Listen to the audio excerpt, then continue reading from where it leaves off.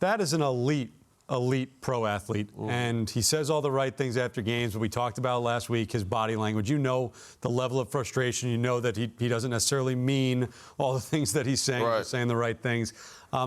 What goes on internally when you know essentially you can do everything right, and at least for the foreseeable future, the rest of the season, you're not going to have the results that you want? Well, there's two sides of it. The business side of it is that you understand at the end of this horrible season, they're going to comb through this roster and they're going to look for the bad spots, right? They're going to look who gave up, right? Because there's a lot of guys right now who are looking for a sandals vacation.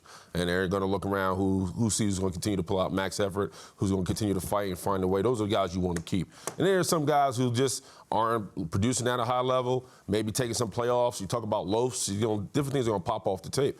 But from a ball player standpoint, like I stated earlier in the pregame, it's about the name on your back. And he talked about it. He's like, this is my legacy. My family's watching me. It's about me providing for my family. I know I'm a leader in this ball club. I have to be the best I can be for this outfit. And when it comes down to it, man, you can only do your job. And I think every man in that locker room has to take that approach. I can only do my job. Schematically, that's the coaches, right? But having a heart and a pride and a fight every Sunday, realize that playing on this field every Sunday is a blessing. You can't take that for granted. So I think that's where he's at.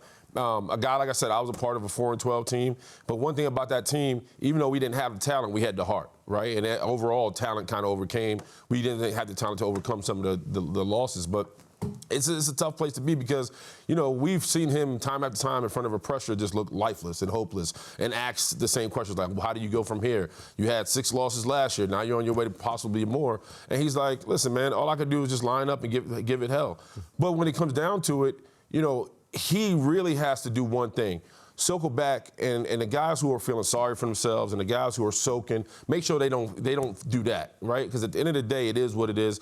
Nobody expected Aaron going down. Nobody expected this team to be as bad as they are. But there's going to be a lot of guys right now licking their wounds, not being the best they can be in practice, not dialed in, being late to practice. We're going to have a lot of excuses for guys not to get off the training table. This is week 13 going to 14. Everybody's injured, but you got to keep fighting. And one way you earn your respect in the locker room, because it's easy to be great when things are high, but when things are low, are you still in the trenches fighting and scrambling? So this is, if I was to give him any nugget, don't let guys feel sorry for themselves, right? Like, continue to go out there, practice hard, fight hard, do what's necessary to win one game. Because at this point, this was about just win one game, and then go the next week, try to win another game. And when you look up and when you grind as hard as you can, you realize, like, hey, it wasn't good, but at least we didn't give up. Because right now, that's the worst thing you want to come out of this locker room, when it's a complete failure and everybody gives up. It's hard, but you got to keep on swinging. This is tough, like a month out. Yeah. Talk about being a professional. This is a tough pill to swallow, especially when you're doing everything that you can do.